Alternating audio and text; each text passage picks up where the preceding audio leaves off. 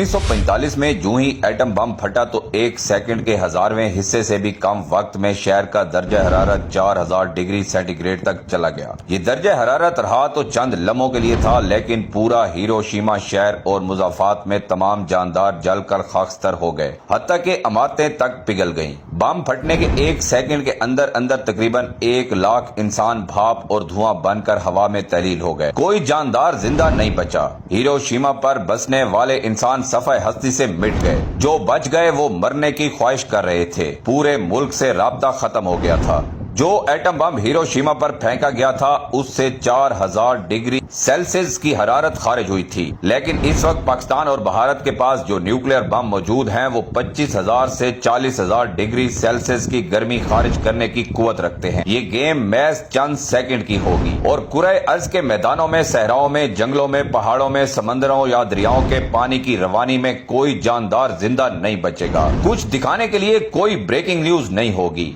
और ना ही कोई देखने वाला।